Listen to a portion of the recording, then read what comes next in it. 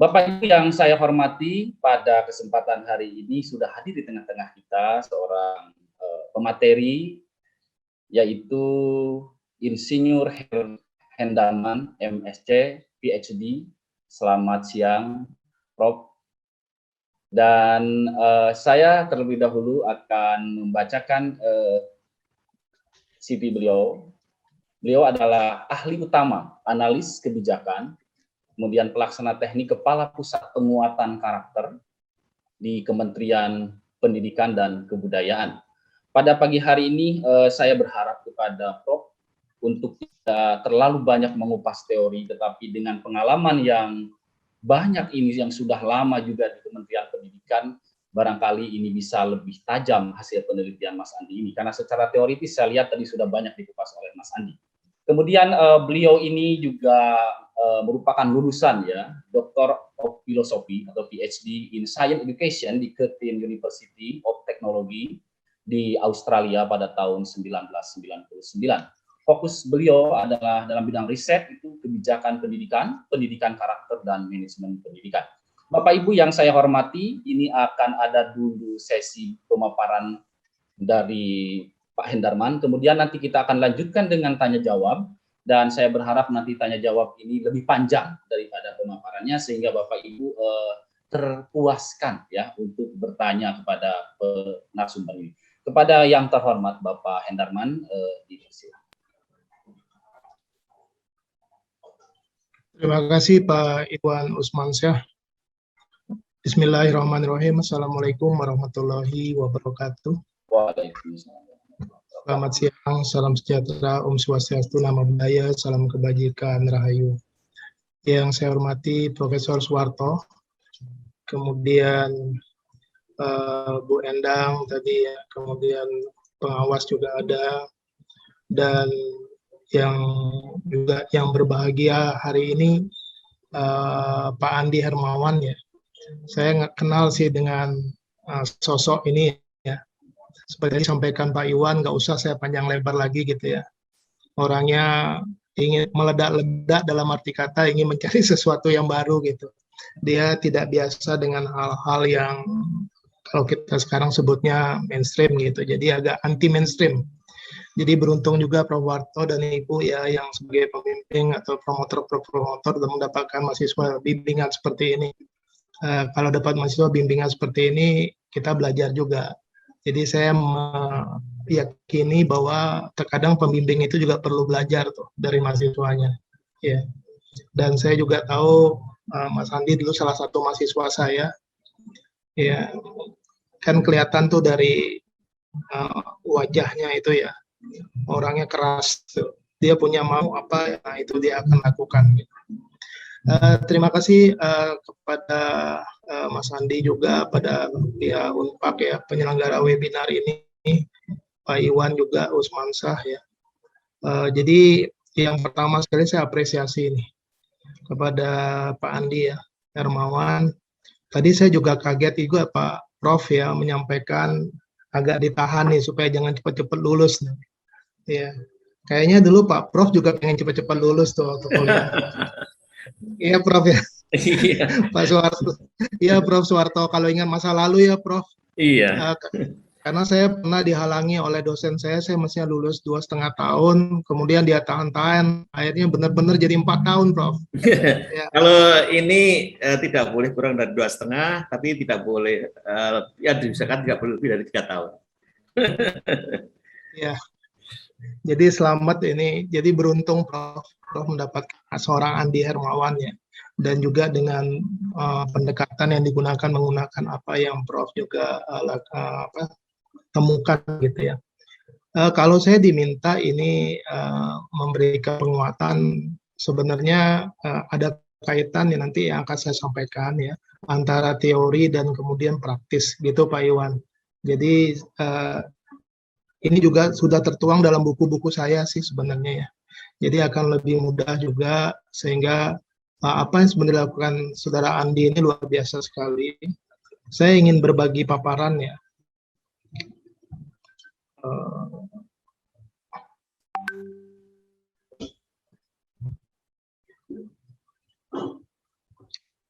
izin, baik.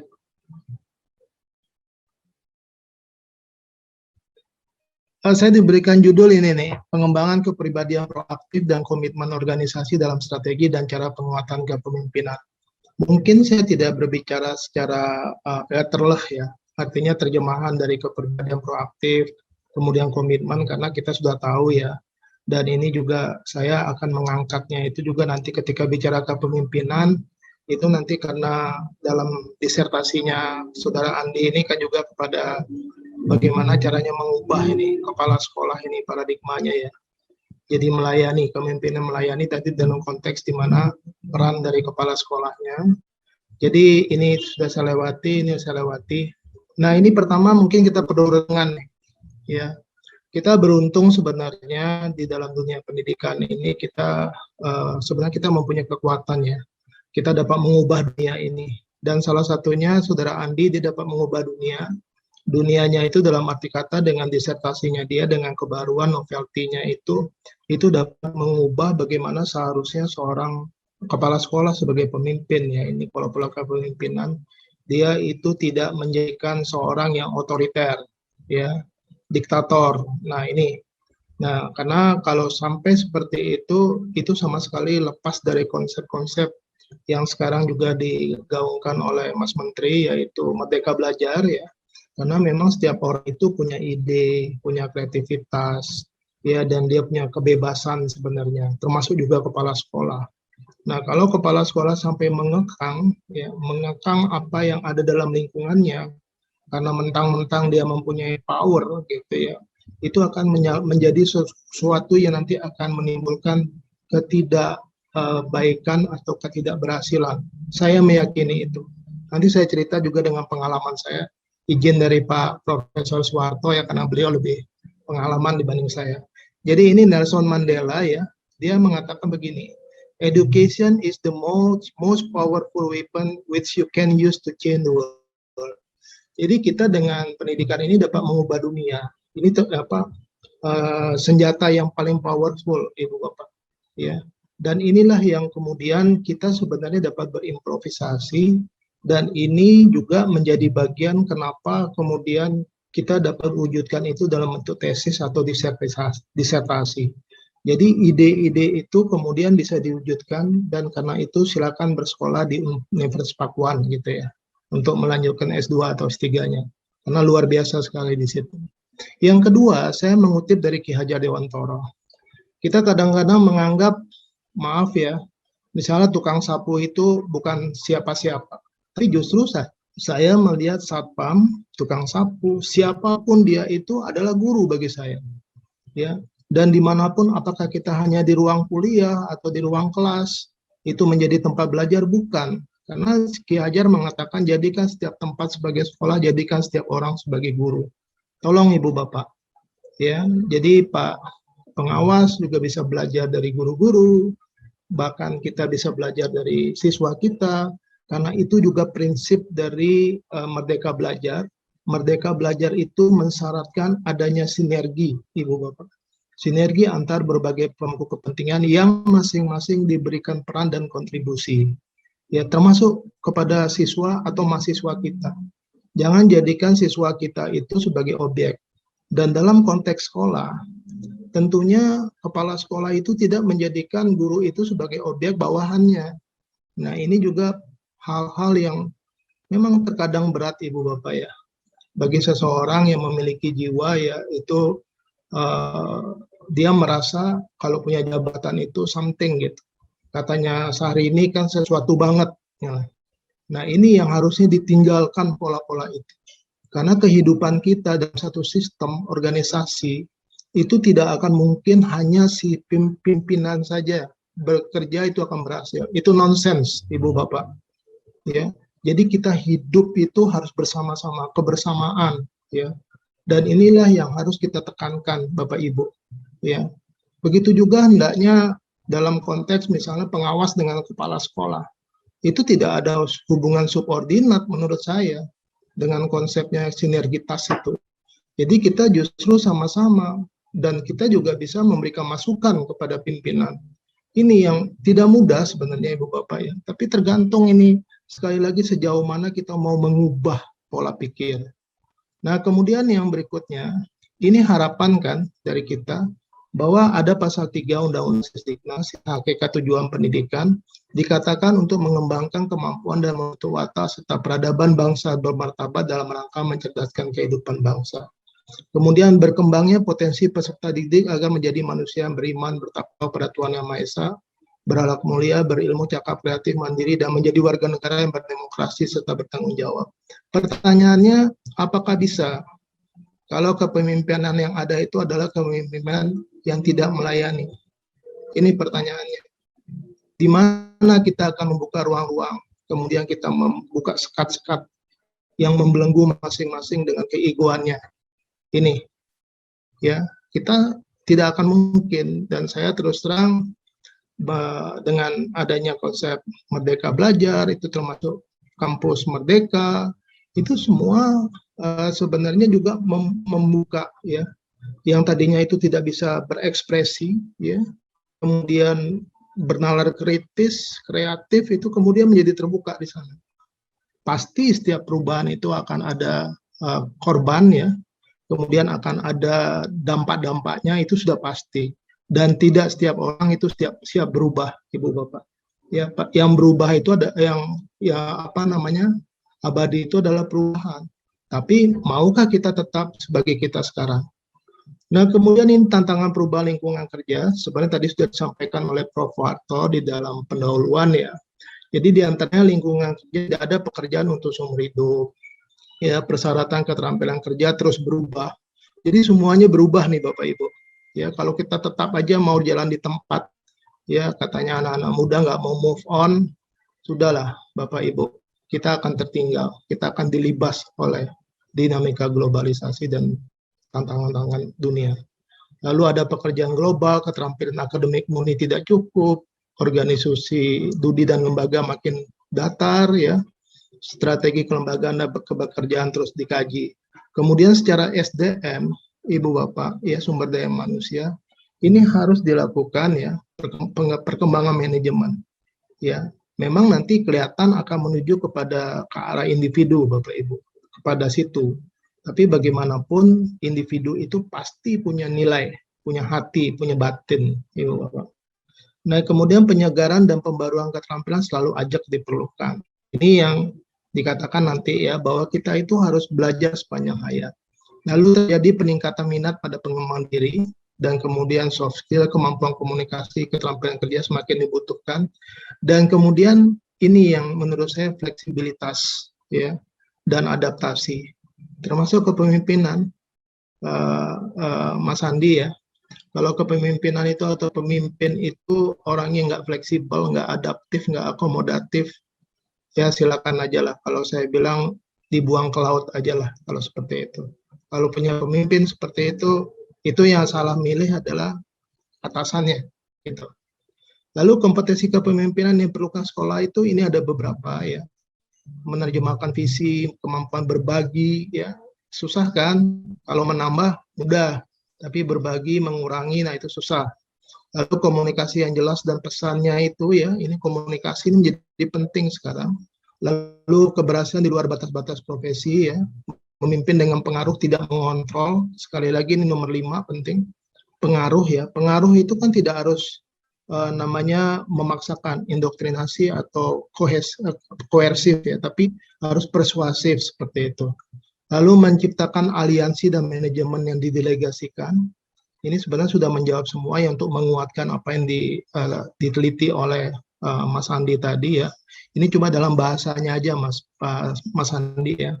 Lalu fleksibilitas dan keserbagunaan, menempatkan kinerja ya, kinerja ingat itu, dia bagian atas agenda kerja, mempengaruhi perilaku melalui keragaman dan saling menghormati, ini penting. Lalu membangkitkan gairah staf ya, dari ketidakpedulian menjadi antusias, lalu mengembangkan SDM yang terfokus dan tiada henti dikembangkan. Ini sebenarnya tambahan ya, sebenarnya sudah ada sih di disertasinya Mas Andi semua, tapi ini dalam bahasa yang menguatkan bahwa memang itu penting. dan disertasi saudara Andi ini menjadi sangat vital ya untuk kebaruan. Nah, ini juga mengingatkan Bapak Ibu ya, bahwa visi pendidikan Indonesia itu mewujudkan Indonesia maju, mandiri, dan berkepribadian melalui terciptanya pelajar Pancasila. Nah, ketika bicara pelajar Pancasila, ini jangan dimaknai hanya pelajar, Ibu Bapak. Kita semua, termasuk dosen, termasuk saya, termasuk mahasiswa ya semua, ini tidak ada batasan umur sebenarnya, ya. Dan ini kita harus memiliki yang 6 ini. Dimensi ya, ini sesuai dengan kebijakan kementerian, saya sengaja mengambilkan ini karena ini juga penting. Kepemimpinan melayani juga harus dikarakterisasikan oleh memiliki dimensi-dimensi ini ya secara sederhana. Lalu sumber daya manusia unggul itu kita semua pelajar sepanjang hayat ya. Ini sekali lagi saya ingin ingatkan, ketika bicara pelajar sepanjang hayat, walaupun Profesor Soeharto sudah menjadi guru besar, sudah lama juga jadi guru besar, saya yakin Profesor Soeharto selalu mendalami, membaca buku, dan kemudian kelihatan kan beliau menghasilkan, mempunyai copyright ya, temuan-temuan yang luar biasa dengan Ibu. Jadi itulah bukti saja, kita lihat saja lah, seperti Prof. Soeharto, kemudian Saudara Andi yang tidak berhenti juga mau ini. Cuma nanti saran saya kalau udah dapat doktor jangan melempem, kemudian harus mencari lagi berbagai temuan-temuan ya. Nah, pelajar sepanjang hayat yang memiliki kompetensi global dan berperilaku sesuai dengan nilai-nilai Pancasila. Ini, kita harus memiliki kompetensi global. Ketika bicara pelajar sepanjang hayat, ini kepemimpinan juga harus seperti ini. Ya, dia harus belajar sepanjang hayat, dia harus memiliki kompetensi global. Tapi ingat, ketika dia di bumi Indonesia, dia harus berperilaku sesuai dengan nilai-nilai Pancasila. Nah, ini secara sederhana ya, penjelasan dari profil pelajar Pancasila. Saya perdengarkan nggak sampai lama ini. Mudah-mudahan ini kemudian dapat menginspirasi kita, bahwa kita misalnya di siapapun kita ya Bapak Ibu. Guru itu adalah pemimpin juga ya. Siswa juga pemimpin. Ya, siapapun dia. Nah, ini yang dimaksud profil pelajar Pancasila. Ada survei seru nih. Namanya apakah Anda pelajar Pancasila? Cobain yuk. Apaan tuh? Yang penting pelajar itu harus bermoral, taat agama, dan mencintai sesama. Iya, tapi harus juga bisa kritis bro. Kalau dapat informasi, jangan telan mentah-mentah. Nanti jadi korban hoax loh. Bener banget. Dan pelajar sekarang tuh harus bisa kreatif kan. Banyak nyoba, banyak bisa, banyak karya. Dan jangan mau disuapin ilmu sama guru mulu. Harus bisa cari ilmu sendiri. Ya tapi jangan mikirin diri sendiri doang. Pelajar zaman sekarang harus bisa gotong royong sama orang lain. Kerjasama, kolaborasi, itu penting loh. Menurut gue, penting banget buat cinta budaya Indonesia. Tapi perlu buka diri buat budaya lain. Maksudnya? Ya kita harus mampu bersaing dan bekerja sama dengan dunia global. Itu semua yang dimaksud pelajar Pancasila. Oh ya? Berarti kita semua pelajar Pancasila dong? Bapak Ibu sekalian peserta webinar ya, ini walaupun dikaitkan dengan pelajar Pancasila ya, tapi menurut saya ini bisa juga aplikatif ya, ada kepemimpinan melayani ya. Karena ketika dia memiliki sifat-sifat dimensi-dimensi tadi itu, dia itu dengan sendirinya akan ada keberterimaan, Bapak Ibu, ya sebagai seorang pemimpin. Dan ini memang tidak mudah sebenarnya ya, karena kita kan ada pemimpin yang sudah lahir dia jadi pemimpin, ada yang belajar dan kemudian dia menjadi pemimpin.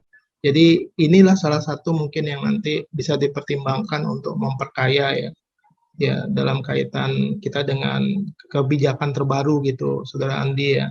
Mungkin dengan itu akan menjadi membuat disertasinya update dengan kebijakan yang ada, sehingga tesis atau disertasi dari Universitas Pakuan itu memang selalu pada yang terkini gitu ya, konteksnya. Gitu.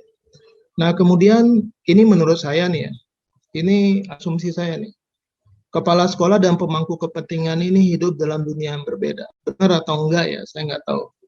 Tapi saya rasa ini ada benarnya, ya. Karena inilah tadi, kalau dia tidak melayani, ya ini si kepala sekolah, ini pemangku kepentingan. Yang terjadi ini misinformasi, ya. Ini bisa saja terjadi kan, ya. Pemangku kepentingan ini bisa aja gurunya. Kepala sekolahnya bisa menyampaikan, gurunya ngangguk-ngangguk, tapi karena kesalahan dia berkomunikasi, ya, kemudian dia tidak mengenal, seperti kata Pak Jokowi ketika bertemu dengan BPIP hari lalu ya, itu kan dikatakan kalau kita ingin menyampaikan ideologi, itu kita harus tahu siapa yang kita ajak bicara, bagaimana caranya berkomunikasi, dan kemudian apa yang disenangi oleh siapa yang diajak berkomunikasi. Nah, ini bisa menjadi hidup dalam dunia yang berbeda kalau ternyata si kepala sekolah atau pemimpin itu dia tidak memiliki kemampuan menyampaikan informasi dengan baik, kemudian dia tidak tahu siapa yang diajaknya ya berbicara, itu akan menyebabkan terjadinya gap, Bapak Ibu, kesenjangan. Ya, ini bagian juga dari kita semua lah ya, untuk melihat, berkaca lagi gitu ya.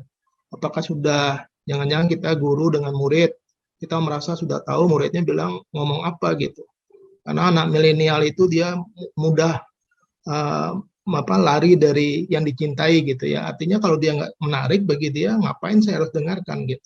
Nah, ini juga kepala sekolah dan pemangku kepentingan. Lalu kemudian ini agak panjang dikit ya, karena ini ada musik. Jadi gini, menurut saya ya, ini dari ilmu kebijakan ya, banyak yang mempengaruhi kepemimpinan sekolah. Ini karena ketika sekolah itu kita tidak terlepas dari kebijakan yang ada di dalamnya. Ya, ada reformulasi, penyusunan, implementasi, monitoring, dan penetapan agenda. Jadi serumit ini, Bapak Ibu semua ya. Dia pertama, lihat ya. Oke. Sebagai kepala sekolah atau kepemimpinan sekolah itu akan dipengaruhi oleh berbanyak unsur, termasuk kepala dinas dan jajaran, masyarakat, orang tua, ini eksternal. Di internal, ini dalam yayasannya, guru dan siswa, lalu keluarganya sendiri, ya, ini sangat mempengaruhi. Dan dalam setiap tahap ini bisa dipengaruhi oleh masing-masing elemen. Ceritanya seperti ini, ya. Kemudian bisa seperti ini. Ya, jadi setiap tahap itu ada seperti ini, ya, dan seperti ini nih, begitu ruwetnya faktor yang mempengaruhi sebenarnya.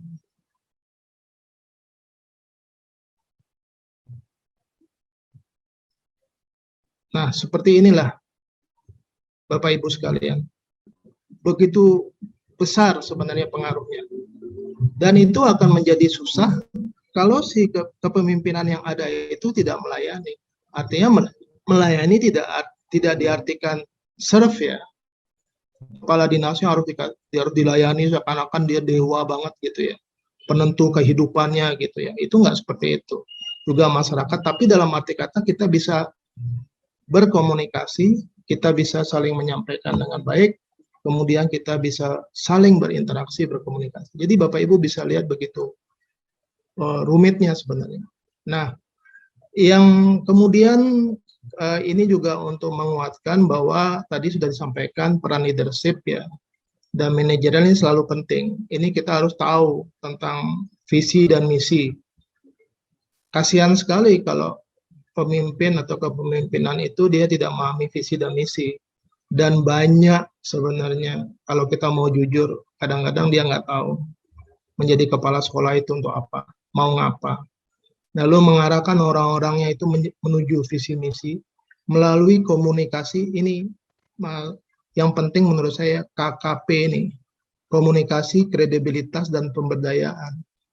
Ini kadang-kadang kita tidak memberdayakan, apalagi kalau ada like or dislike, ada favoritism dari pemimpin terhadap unsur elemen yang ada di dalam organisasinya. Itu sudah akan menyebabkan ketidakadilan menurut saya. Lalu memotivasi dan menginspirasi. Lalu manajerial ini merencanakan dan menyusun anggaran, ini harus tahu ya, mengorganisir kegiatan dan staf, memantau semuanya, ini memecahkan masalah itu penting. Lalu kemudian yang berikutnya menurut saya ya, ini saya langsung masuknya ya Pak Iwan ya. Ini langsung pada paradigma kepala sekolah melayani, dia paling tidak harus ada melakukan perubahan, tanggung jawab, peran, perubahan revolusi mental. Ini ada sebenarnya di buku saya ya. Jadi tanggung jawab itu dia harus tahu visinya, bagaimana dia bisa menciptakan lingkungannya nyaman di sekolahnya, Ya, ini harus penting dan itu salah satu yang menjadi kebijakan dari sekolah penggerak ya Bapak Ibu ya. Itu kan nanti di akhir akan menghasilkan pembelajaran atau proses yang terjadi dalam satu satuan pendidikan itu ASN ya, aman, sehat, nyaman. Ya, itu. Lalu menumbuhkan kepemimpinan bagi yang lain. Ini jangan khawatir. Ya, kadang-kadang khawatir kalau ada gurunya pinter gitu, ada juga. Atau pimpinan merasa takut tersaingi, itu melihat sebagai kompetitor. Ya, saingannya nanti akan mengambil jabatannya. Itu juga sering terjadi dan ini harusnya bukan menjadi suatu bottleneck ya, kendala bagi seseorang untuk takut ya. Kalau menurut saya, pengalaman saya gini ya Bapak Ibu ya. Saya itu suka banget menyekolahkan staf-staf saya. Jadi kalau ada kesempatan beasiswa, saya ambil tuh ya, kalau saya punya kewenangan, saya ambil 1-2 itu untuk staf saya. Karena dalam prinsip hidup saya ya, seorang pemimpin itu semakin banyak stafnya yang pinter, dia lebih ringan tugasnya. Jadi nggak harus dia melulu. Ya, jadi semakin banyak yang pinter terbantu itu Bapak Ibu. Dan yang penting kemampuannya adalah bagaimana dia mengkomunikasikan ide yang dia inginkan.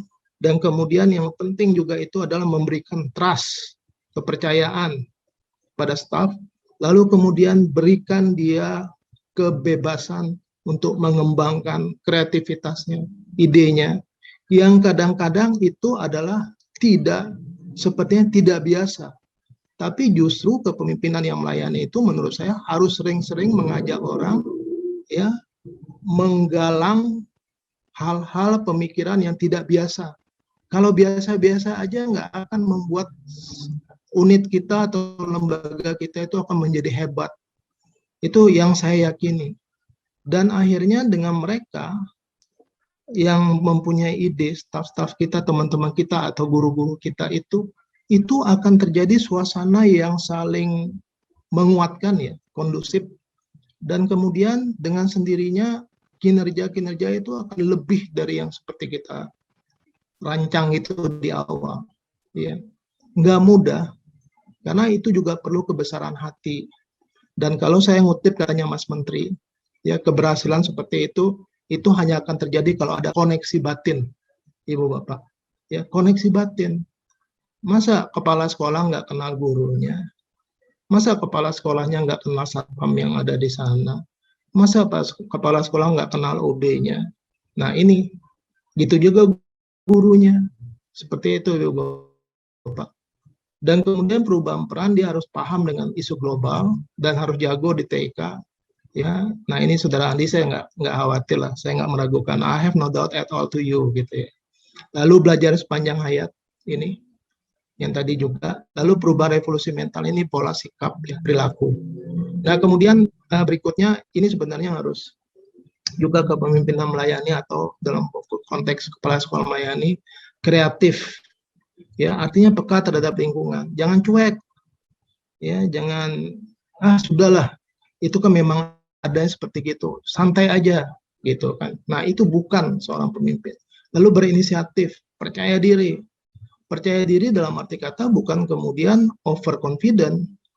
Ya, kemudian merasa orang lain itu kos atau tinggal di tempat lain dan tidak memberikan kebebasan. Padahal justru harus menunjukkan kebebasan dan kemudian bakat berkreasi.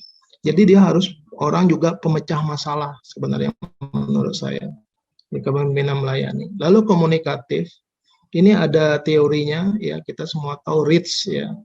Ini respect, empathy, audible, clarity, humble. Jadi kita ketika berkomunikasi itu kita harus menghargai orang. Nggak mudah ya. Mungkin Bapak Ibu sembari mendengarkan ini bertanya-tanya pada diri sendiri gitu ya. Kayaknya saya jarang deh respect sama orang. Ya, yang orang sering itu adalah didengarkan daripada mendengarkan gitu ya. Ini menghargai orang itu artinya juga termasuk kalau ada perbedaan. Empati itu kita mencoba menempatkan diri kita dalam situasi orang yang kita ajak komunikasi. Ini kepemimpinannya harus paham ini. Audible itu artinya yang memang bisa didengarkan dengan mudah ya. Ya, jadi dapat dipahami dengan tone yang sama, persepsi yang sama. clarity ini harus jelas gitu, apa yang dimaui. Ya, seperti kalau dalam penelitian mungkin ini kan termasuk validitasnya. Jadi apa yang ingin ditanyakan ya itu harus jelas. Lalu humble Ibu Bapak. Ya, humble itu bukan berarti rendah diri, Ibu Bapak. Tapi ini dia enggak mengatakan dirinya aku paling tahu. Kalau pakai bahasa Inggris itu master knows all gitu ya. Jadi orang yang tahu semuanya itu ada seperti itu. Lalu berpola sikap ini harus menerima Ibu Bapak. Ya, jadi hal-hal yang seperti tadi itu ya itu harus diterima perbedaan. Kemudian kalau ada pertanyaan direspon gitu ya. Kepemimpinan melayani menurut saya seperti ini nih. Harus dia merespon, jangan diamkan aja.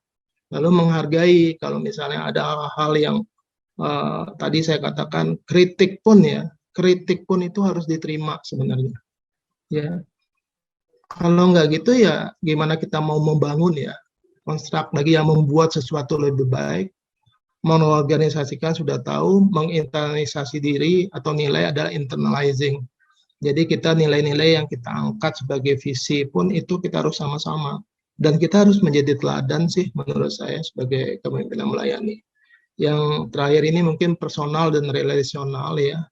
Jadi kita juga hubungan dengan orang lain itu ya nggak mudah sebenarnya ya. Kita harus membuka diri sih sebenarnya kepemimpinan melayani itu, dan siap menurut saya untuk dikritik, di argue itu apa ya namanya, ditolak gitu ya. Misalnya kita punya pendapat, siap aja, tapi tentunya kita meminta ke staf kita atau guru kita, apa sih maksud kamu, dengan bahasa-bahasa yang mungkin itu membangkitkan ya, ketimbang maumu apa. Nah, itu kan berbeda. Tone dari bicara kita itu akan berbeda. Kalau kita katakan maumu apa, ketimbang gini, kira-kira apa ya yang baik untuk sekolah kita ini. Nah, seperti itu. Ada nggak ide dari teman-teman? Ya. Atau misalnya ada juga yang seperti gini polanya, kadang-kadang pimpinan. Saya punya ide seperti ini. Setuju ya? Nah, ini kan berbeda kalau saya ini sebenarnya memikirkan organisasi saya itu, kita ini akan lebih baik kalau misalnya kita mengubah ini, kita ajak, kita mengundang orang lain, ya, kita kemudian memberikan peluang, ya, kerjasama, kemitraan. Bagaimana kira-kira menurut saudara? Jadi hal seperti itu, dan itu mungkin menjadi bagian yang terakhir saya ingin mengatakan. Saya kutip dari Prahalat ya, ini sederhana, if you don't change, you die. Percaya nggak Bapak Ibu? If you don't change, you die.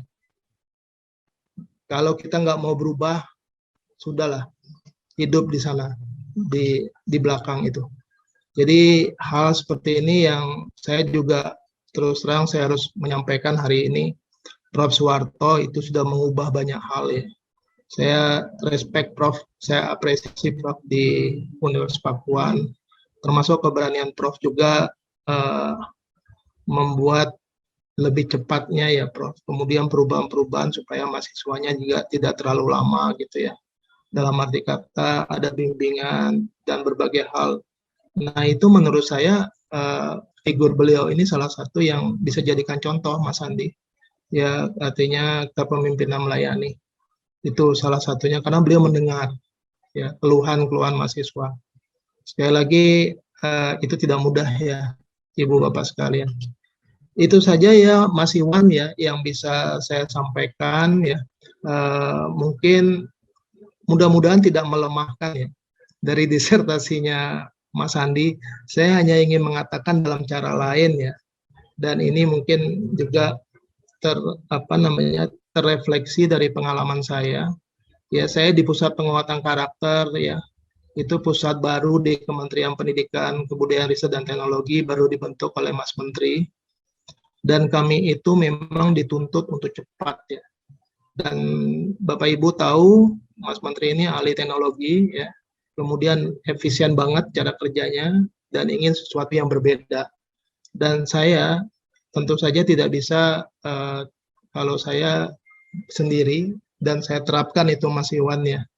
Dalam arti kata staf itu anak-anak muda ya, Nyun sewu Prof, saya di kantor itu kadang-kadang sama staf panggilannya lu gua ya. Lu gua karena umur saya 60, staf saya baru 25. Kalau saya menganggap apa namanya? Jaim gitu, jaim ya, jaga image gitu ya. Itu tuh repot, nggak bakal maju itu. Ya, mereka ketakutan. Nah, jadi saya selalu seperti anak saya sendiri ya. Saya kadang-kadang saya pegang gitu ya, yang laki ini maksud saya rangkul. Lu ngapain aja lu gitu. Terus saya challenge. Saya juga men-challenge, Prof. Jadi saya suka men-challenge mereka, apa nih yang kita bisa lakukan yang berbeda. Jadi sekali lagi saya senang mengatakan dare to be different. Ya, berani tampil beda, dan itu harus dibuktikan, dan saya tidak suka waktu yang berlama-lama. Kalau dia mengumumkakan ide, saya bilang buktikan kamu bisa, itu aja. Ternyata itu bagian yang mendorong mereka, memotivasi mereka. Ya sederhana kok, sama ini Bapak Ibu, sederhana banget sebenarnya, nggak mikir loh sebenarnya. Ya, kalau orang diberi kepercayaan, ya itu biasanya dia akan memegang kepercayaan itu dengan baik, dan dia itu menjadi semacam beban tanda kutip, ya, dan dia kemudian harus membalasnya dengan ide-ide yang berbeda, dan itu yang mungkin menjadi bagian ya, dan itu mewarnai sebenarnya suatu organisasi. Itu saja dulu Kang Iwan, nanti kebanyakan cerita nanti ya kan ada Ibu lagi nanti narasumber yang kedua gitu. Jadi saya mohon maaf, itu yang bisa saya sampaikan, nanti bahannya saya upload juga di grup chat ya, itu saja.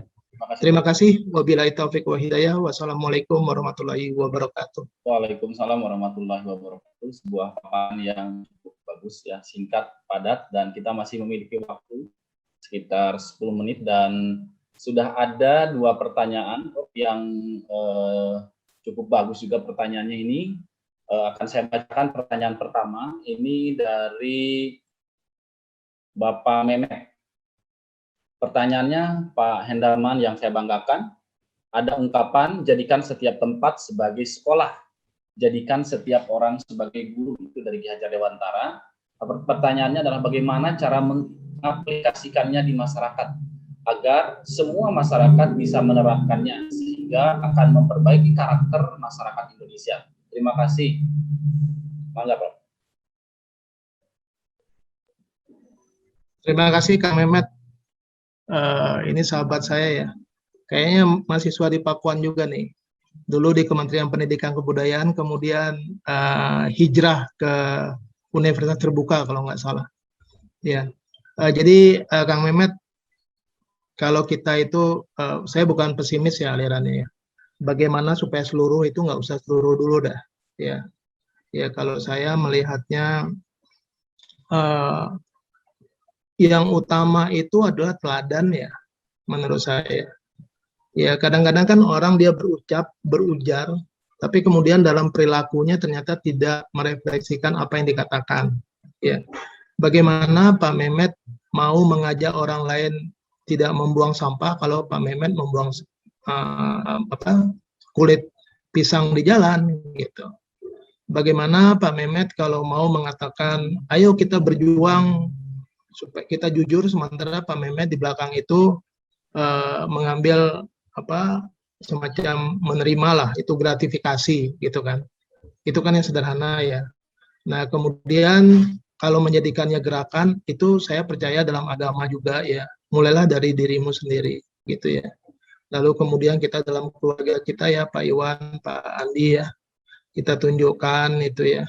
Itu sebenarnya sederhana banget. Lalu ajak anak kita itu berbuat baik, dan kemudian kita pelan-pelan, mungkin dalam konteks itu terlalu lama mungkin menurut Pak Mehmet.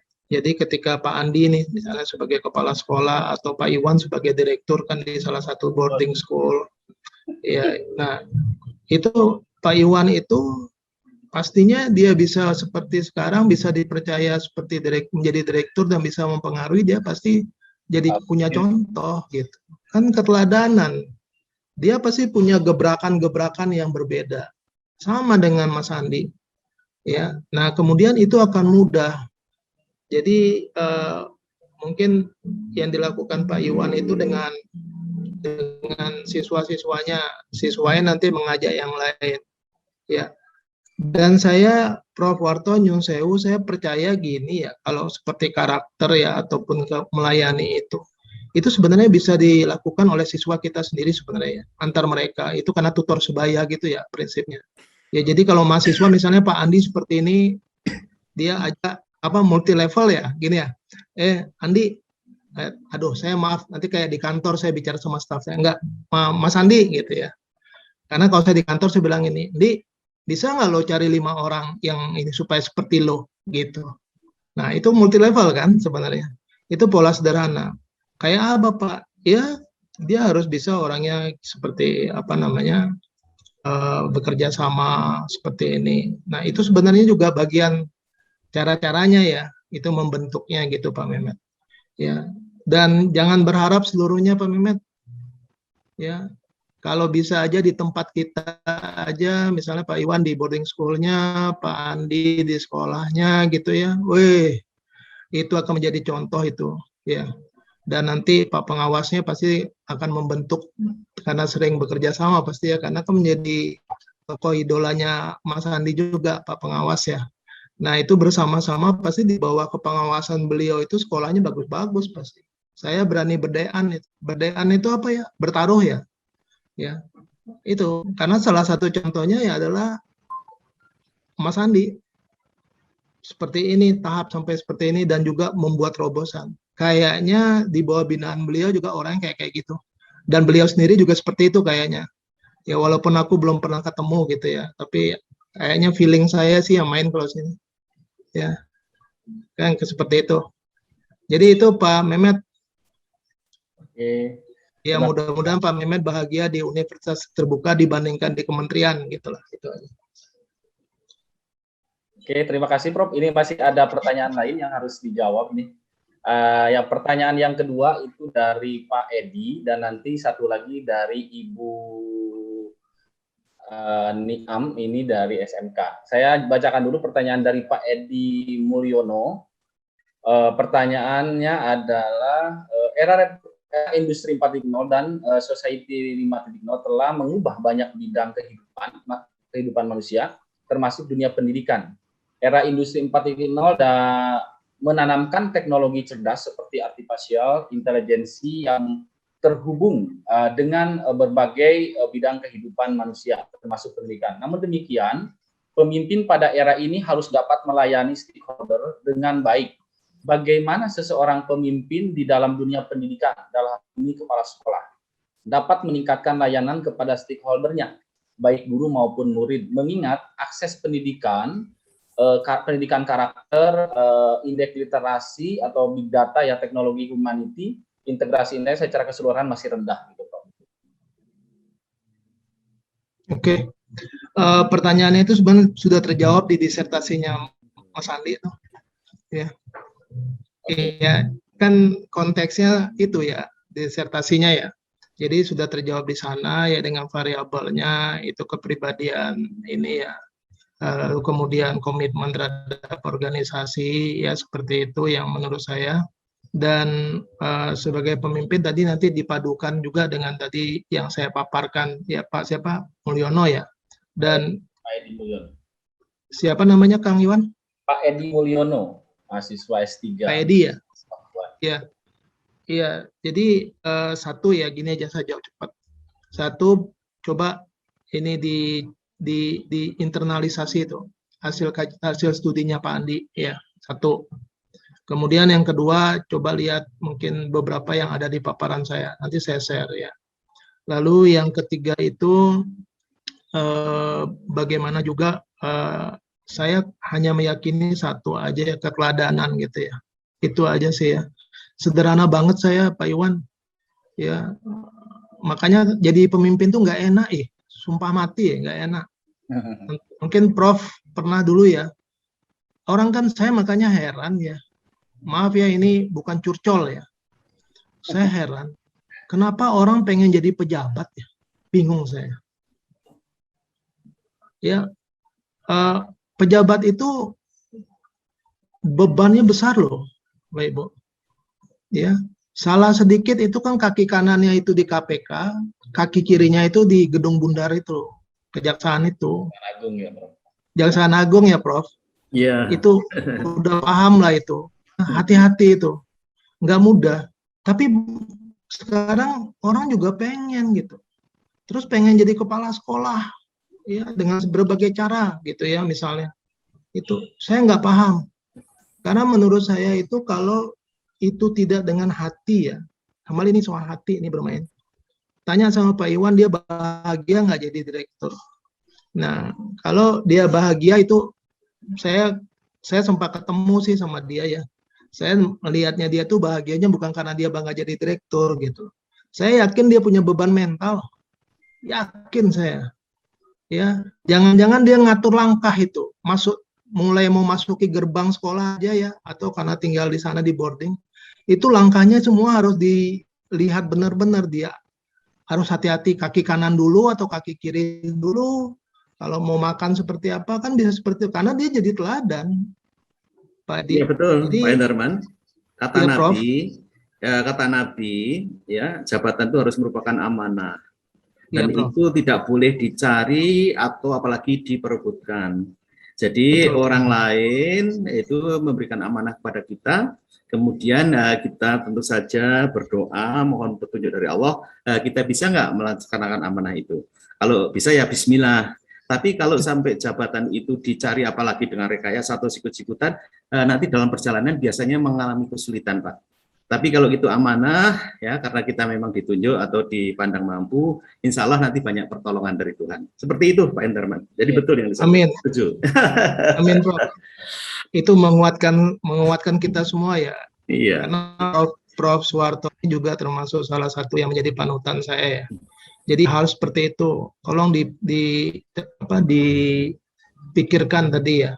Jadi kalau kita jadi pemimpin itu emang ternyata tidak juga menjadi mudah. Kalau nggak amanah, udah. Tapi begitu amanah, lancar itu, lancar.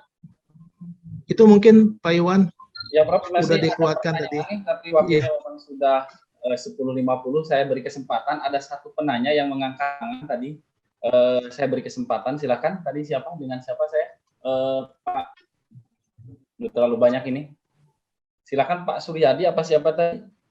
Atau kalau tidak jadi, saya bacakan satu pertanyaan dari Ibu Ulini Am, SMK PGRI Sukamakmur. Izin bertanya, giroh yang diambil merupakan sebuah filosofi pendidikan Ki Hajar Dewantara pada masanya yang dibumbui dengan Pancasila, yang mengerucut pada profil pelajar Pancasila. Apakah kontekstualisasi ini memang copy paste?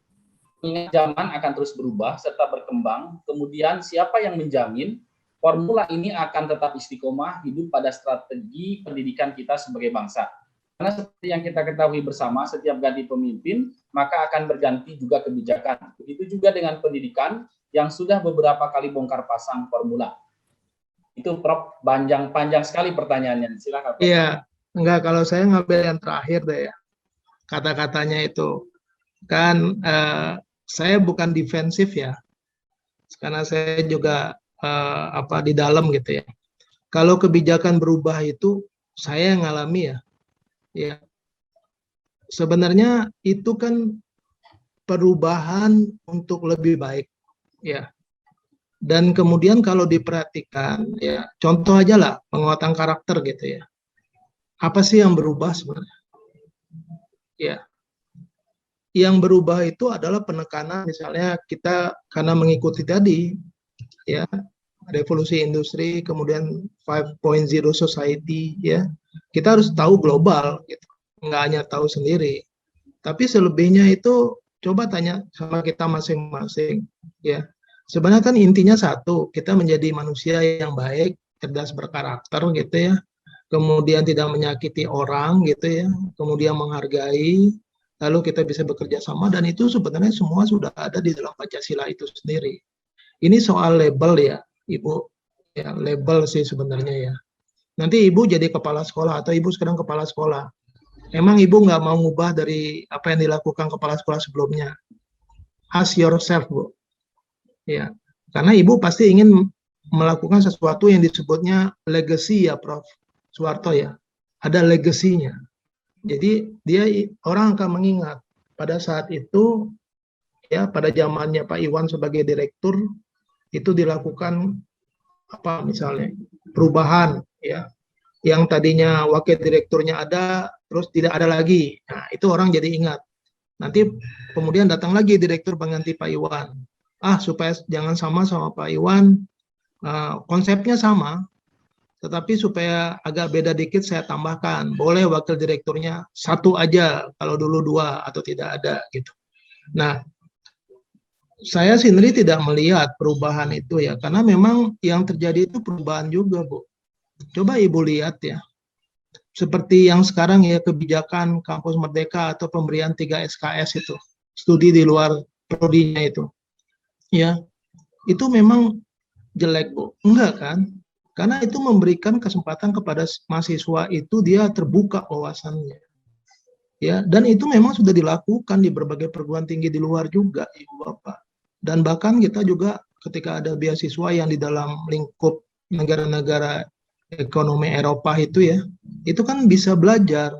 Misalnya di Unpad ambil mata kuliah misalnya tentang manajemen gitu ya, nanti bisa ambil juga di perguruan tinggi lain. Itu menurut saya bukan suatu keburukan ya Ibu Bapak ya. Tapi yang sering dirasakan begini ya, saya kalau boleh katakan. Karena kitanya sendiri sudah nyaman gitu loh. Ya, begitu ada perubahan nggak mau keluar dari comfort zone gitu. Ya, saya memperhatikan seperti itu. Ya, jadi coba aja Ibu ikuti ya. Itu sebenarnya lebih kepada kalau sekarang ini lebih banyak bebas loh. Coba Ibu UN itu. Emang jelek, Bu.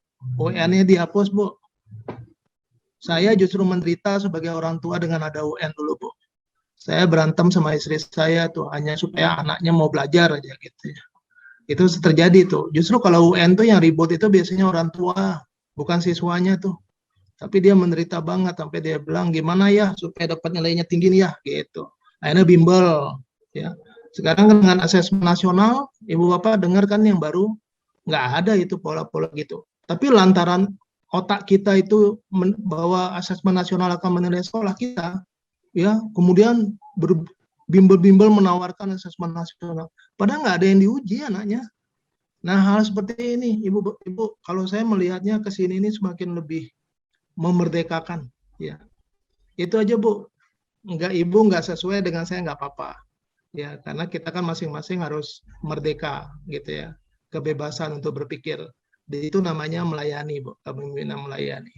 Saya mohon maaf sekali lagi kepada Bapak Ibu semua ya, yang mengikuti webinar ini dan wabil khusus Pak Andi, sukses Pak Andi, ya beruntung juga dibimbing Pak Warto dan Ibu ya, itu beruntung sekali karena memang harusnya orang-orang yang progresif seperti ini harus dibimbing juga dengan promotor yang progresif juga, itu yang mungkin udah jadi inilah itu ketentuan dari Allah itu ya ketemu gitu ya. Jadi banyak inovasinya yang dilakukan Pak Andi seperti halnya promotor dan kompromotornya. Dan kepada Kang Iwan terima kasih. Mohon maaf kalau ada yang mungkin kurang pas Kang Iwan dari apa yang saya sampaikan. Ya, terima kasih. Wabillahi taufik wa hidayah. Wassalamualaikum warahmatullahi wabarakatuh. Waalaikumsalam warahmatullahi wabarakatuh. Terima kasih Prof. Wah, ini sebuah diskusi yang sangat menarik dan kalau dibiarkan ini pertanyaan terus banyak ya, tapi karena masih ada sesi berikutnya dan pertanyaan bisa ditunda nanti diajukan ke pemateri berikutnya.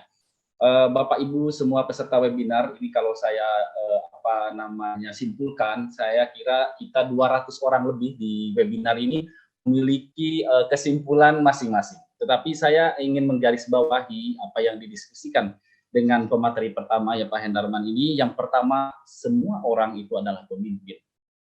Yang kedua, itu kita harus berubah ya. Kemudian kalau kita tidak berubah, kata Prof. Darman tadi, maka kita akan tertinggal dan ditinggalkan. Dan semua perubahan ini harus diawali dari hati. Sehingga lahirlah kepemimpinan yang melayani. Mediasi-mediasi tadi yang disampaikan oleh Prof. Darman dalam bentuk variabel, itulah yang meningkatkan kita menjadi pemimpin yang melayani. Mungkin itu kesimpulan sedikit ya, mohon maaf kalau kurang tepat saya menyimpulkan, tetapi karena itu adalah interpretasi saya terhadap paparan Prof. Darman tadi. Bapak Ibu saya yakin akan lebih hebat untuk menyimpulkan itu. Hebat Kang Iwan ya. Ya, Prof. Ini ada Kang Iwan hebat membuat summary-nya, meringkasnya. Oh, terima kasih, Prof. Mungkin nanti harus cepat lulus juga, Prof. Suwarto ini. Terima kasih, Prof. Mohon doanya. Bapak Ibu saya hormati, sebelum sesi ini ditutup, ada kenang-kenangan yang akan disampaikan langsung oleh Dekan Sekolah Pascasarjana Universitas Pakuan dalam bentuk sertifikat digital kepada Bapak Hendarman. Mohon Bapak untuk diterima nanti sertifikat yang akan disampaikan oleh Prof. Wanto. Terima kasih, Prof. Suwarto. Prof, halo. Ada Profnya, Pak Andi? Iya. Oke, silakan Prof. Untuk menyerahkan sertifikat ke Pak Darman. Baik, terima kasih Mas Iwan Usmansyah, Pak Hendarman. Terima kasih banyak atas kontribusinya, atas pencerahannya, juga sharing pengalamannya. Ya, Pak Hendarman ini praktisi yang pengalamannya sudah banyak. Beliau juga dosen di Sekolah Pascasarjana, banyak bekerja bersama saya, jadi kami tahu tepat sekali Pak Andi Hermawan memohon Pak Hendarman menjadi salah satu narasumber pada acara webinar nasional pagi ini. Atas nama Sekolah Pascasarjana dan panitia, Pak Hendarman mohon diterima sertifikat atas peran Bapak dalam memberikan pencerahan pada acara pagi ini. Mohon diterima, Pak. Suwun sangat Pak Profesor. Suwun Pak. Ye, sami-sami, monggo.